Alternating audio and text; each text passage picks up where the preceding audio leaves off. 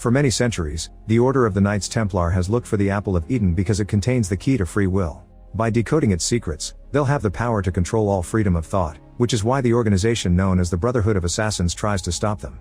In 1492 in Spain, the Assassins discusses the latest update. They can't let the Sultan's son be kidnapped or he'll surrender the apple.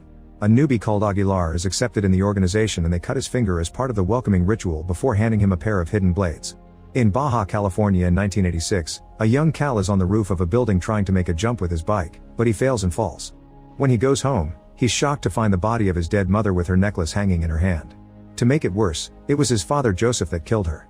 As a bunch of cars led by Ricky approach the house, Joseph tells Cal to run because they've been found. Cal immediately gets on the roofs and runs as fast as possible, managing to escape before the men enter the house. 30 years later, Cal is now a grown man in a Texan jail keeping himself busy by making creepy drawings. On the day of his birthday, he's taken out of his cell for execution, which is the sentence he got for murder. He's strapped to a table before they inject the lethal fluids into him, causing him to see his entire life flashing in his mind as he goes out. To Cal's shock, he doesn't die but instead wakes up in a white room where Ricky's daughter Sophia is watching him. Sophia explains that officially he's dead to the rest of the world and he's been brought here to help her project, but Cal immediately tries to escape. His body is still weak from the injection, so his body keeps stumbling and slowing down, but he manages to run through the strange building and take the stairs into a room full of plants and other people like him. Then Cal reaches the edge of a balcony and realizes he has no idea where he is. Soon Sophia catches up to him and says he's in Madrid in the Abstergo Foundation, a private organization working on a way to eradicate violence. Before he can respond, security knocks him out and takes him to a huge empty room. While holding him down, they put hidden blades on his arms and a special belt on his waist before they connect a huge claw-like machine called Animus to his neck. Cal screams in pain as Sophia explains this machine will help him see the memories of his ancestor, who lived 500 years ago. Then Animus raises Cal and bright lights shine around him as the computer checks his DNA. Suddenly Animus pushes Cal and he finds himself in the Spanish Inquisition, seeing everything from the point of view of his ancestor Aguilar. The Templars have kidnapped the Sultan's son Ahmed, and it's the assassin's mission to rescue him before he can be used to get the apple. On the streets, the Templars put Ahmed in a cage and get ready to kill the man who was hiding the boy. While the commander gives a speech, Aguilar jumps on him to kill him at the same time Cal jumps still connected to the Animus. He's shocked because he's truly feeling like he's killed a guy, but Sophia asks him to stay in the memory. The other assassins are also attacking and a vicious fight against the Templars ensues. At first it seems the assassins have the upper hand with their amazing fighting skills, but soon the Templars start killing them back. Assassin Maria steals the carriage with the cage and takes off, but the Templars immediately start following her, so Aguilar takes a horse and joins the chase. Two Templars manage to get in the back of the vehicle, so Maria jumps to start fighting them, quickly pushing them off with precise strikes and shooting a horse rider before returning to the front. Aguilar decides to jump as well and lands in a Templar cart to trigger another fight. At the same time one more enemy starts harassing Maria. The fights are fast and intense, and everything gets experienced by Cal in real time, jumping in the Animus as Aguilar jumps as well because the cart loses track and crashes. In the other carriage, Maria almost falls and manages to hold on at the last second. Aguilar lands on her carriage and kills the Templar before noticing they're about to reach a cliff, so he hurries to pick the cage lock and free the kid while Maria gets to escape by unhooking the horses. The carriage starts falling off the bridge and Aguilar falls with the kid, so he shoots a rope to hold onto the edge. At that moment, Cal starts falling too and Sophia orders her technicians to pull him out of Animus while in the past, a Templar finds Aguilar. Cal lands on the floor rather forcefully and is shocked to see a hallucination of Aguilar walking through the room. That night, Cal has nightmares about Aguilar's memories. When he wakes up, he's in a cell room surrounded by guards, and he still sees the hallucination of Aguilar walking around. It looks like Aguilar is about to attack him, but he disappears at the last second. At that moment Sophia comes to check on him and explains the hallucinations are called the bleeding effect, they're images of his experience layering themselves over his field of vision. Angry, Cal grabs Sophia and pushes her against the wall to demand an explanation, so she tells him the machine connects him to genetic memories that allow him to relive the lives of his ancestors. As Cal's head hurts with the visions, Sophia convinces him to let her go by pointing out he'll learn more if he cooperates. Then Sophia takes him to a lab where they've been keeping track of all his life, explaining they found him by following Aguilar's DNA. All the test subjects are murderers like their assassin ancestors, and Sophia points out they were born with a predisposition to violence. Cal corrects her, saying he doesn't like violence for the sake of it, he just killed a man who was hurting women. Sophia and Ricky are with the Templars, and they're looking for the Apple of Eden because it's supposed to have the seed of man's first disobedience and could help them learn why it makes people violent. They think violence is a disease that can be cured and Cal is here to help them find that cure. Once their research is complete, Cal gets to leave and start a new life. Afterward Cal goes to have lunch with the other test subjects. Everyone keeps staring at him and Mosa reminds him that they're supposed to protect the apple, so he advises Cal not to make the wrong choice. While he eats, Cal keeps having flashbacks to his mother's death and sees Aguilar's hallucination everywhere. Meanwhile, Rickeen wants to send Cal back into the Animus immediately. It turns out the Templars want to shoot his project down because he hasn't found the apple, so he wants to speed up the process. Sophia disagrees because Cal needs to get used to everything or he'll lose his life in the process. Later in his cell room, Cal sees Aguilar attacking him again, and this time he's capable of channeling his ancestors' abilities to defend himself. After successfully exchanging a few hits, the hallucination disappears and 2 technicians come in, so Cal beats them up as well. However, soon the guards come and manage to overpower him before they drag him out by force. Cal thinks he's slowly going crazy, so he starts laughing and singing like a maniac. The guards take Cal to connect him back to the Animus by force, and Sophia asks the technicians to pull Cal out if it gets too bad, ignoring Rickeen's orders. Cal stops singing when he appears back in the past, discovering Aguilar, Maria, and their mentor are chained up in a cell while the Templars have Ahmed. The trio is taken out to be executed in public, and in the present Cal suffers the pain of a Templar punching Aguilar.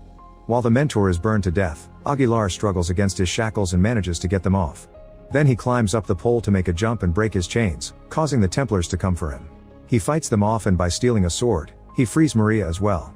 Cal sees hallucinations of the Templars attacking in the present and pulls all of Aguilar's moves, making Sophia notice that they're synchronizing. Working together, Aguilar and Maria defeat every incoming guard one by one, and Aguilar has to push the other pole off to save Maria before she gets burned too. When the executor comes after them, they trick him to make his axe break Maria's chains, which they use to kill him. Next they break the barrels and the oil spills, touching the execution flames and causing an explosion that allows them to escape while everyone panics. The Templars begin chasing the duo as they climb to the rooftops, where they have to fight off a few more guards that keep approaching. They quickly fight them off or even kill them by throwing them off the roof before they keep running, using fast moves to jump off the walls and dodge the incoming arrows. Eventually they're surrounded, and Maria and Aguilar accidentally split to fight. They defeat all the Templars as fast as possible, but the soldiers just keep coming with more arrows. The duo keeps on running as they jump on walls, walk through rooms, and slide down clotheslines, while Cal continues to match every move in the present. A Templar cuts the ropes to make them fall through a window and another fight starts, but this time they manage to grab a few weapons to defend themselves.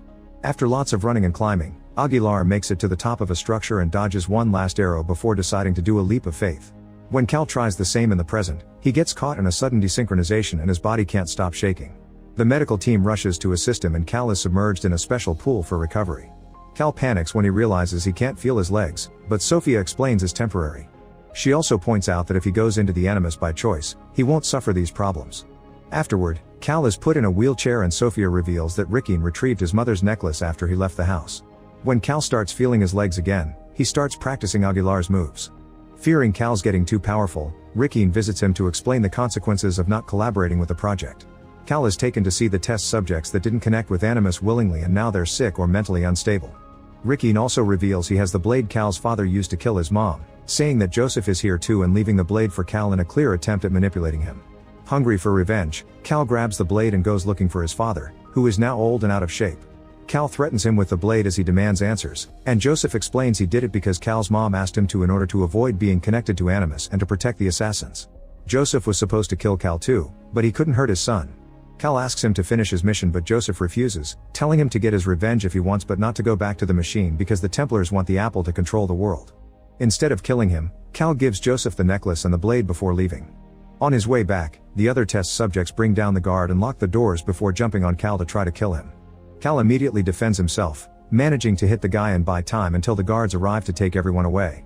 Next, Cal connects to the Animus willingly and he discovers that Maria gifted Aguilas the necklace. The Templars meet with the Sultan, telling him the assassins were defeated so they want to exchange Ahmed for the apple. The Sultan reluctantly makes the exchange and a priest working for the Templars celebrates that the apple is theirs now, confirming that they'll use it to control the world. Suddenly a few smoke bombs fall from above and Maria and Aguilar jump into the room to start a fight. They start killing Templars without hesitation and after killing a few outside as well, Maria closes the doors to stop backup from coming in. Thanks to the smoke, Aguilar sneaks behind the priest and steals the apple, but at the same time the Templar commander captures Maria. He wants to exchange her for the apple, so Maria reminds Aguilar that assassins always put the mission first. Ignoring her, Aguilar takes his blade back because he loves her, however Maria refuses to give the apple up and forces the commander to move his blade. As Maria's dead body falls, a furious Aguilar pushes the priest and goes after the commander, starting another vicious fight that Cal keeps on copying in the present. At first it looks like the commander is overpowering him, especially when he kicks Aguilar down to the floor. When the commander is about to finish him with a sword, Aguilar sees Maria's body who tells him to run, so he turns just in time and shoots his blade at the commander. Then he fights him again, and since the commander is weak now, Aguilar easily kills him at last. The priest runs to open the door and let the backup inside, so Aguilar jumps into a tunnel to escape. The Templars follow him, so he begins fighting them off as he continues to run and jump on the walls. After killing a few soldiers, Aguilar steals a torch and starts a fire in the middle of the tunnel to block the enemy off. He manages to make it to the entrance and comes out on a bridge, only to find himself surrounded by crossbows. Refusing to give up, Aguilar makes another leap of faith and lands in the water. In the present, Cal jumps as well and the Animus breaks down, but this time Cal is fine. The memories continue to appear around him and he sees Aguilar giving the apple to Christopher Columbus to hide. Meanwhile, Mosa steals ancient smoke bombs from the lab and activates them in the common room, where all the test subjects start beating the guards up. As the alarm begins ringing in the building, they make their way through the corridors and labs while beating down or even killing anyone who tries to stop them. At the same time, Cal is surrounded by ghosts of the assassins, including Aguilar, Joseph, and his mom, who tells him he isn't alone. The technicians confirm it isn't a memory, and Rickeen announces he and Sophia are leaving so the team can purge the facility. Sophia doesn't want to go because she sees an assassin who looks like herself, but Rickeen's men drag her out. The guards go after every test subject and Joseph tries to defend himself, but sadly he's quickly killed. The others move as fast as possible because the guards are trying to lock the doors, but one of the guys manages to reach the computer and opens enough gates so the team can reach Cal. His mom confirms that the Templars are evil, causing Cal to finally accept his destiny as an assassin. The ghosts disappear and Cal joins the others to fight against the guards. The group steals a bunch of old assassin weapons from the labs and opens the last door to let the guards in, causing a vicious fight to ensue while Rickeen escapes with Sophia in a helicopter. A young man is sadly killed in the fight, but all the other test subjects perfectly synced with their ancestors and now expertly use their skills to beat all the enemies down. At that moment Cal notices the helicopter leaving and climbs the Animus to reach the roof, but unfortunately he isn't fast enough. Sometime later, Rickeen goes to Columbus' grave and retrieves the apple, taking all the glory even if Sophia designed the entire project. In the evening, the Templars gather to celebrate their victory, unaware that the new assassins are sneaking into the building. While Rickeen steps onto the main stage to give a speech, Sophia sees Cal arrive through the main door, but she doesn't alert anyone because she's finally realized that Rickeen has been using her and he doesn't want peace. On the stage, Rickeen takes out the Apple of Eden to show it off. As the apple starts glowing, Cal appears behind Rickeen and kills him. People run away in the panic and the assassins use the chance to escape secretly by mixing with the crowd while Sophia checks on her father, noticing Cal left a real apple in exchange for the mythical one. Later the assassins can be seen on top of a building, promising to take care of the apple in modern times no matter the cost. Make sure to subscribe and turn on notifications so you can watch more videos like this. Thanks for watching.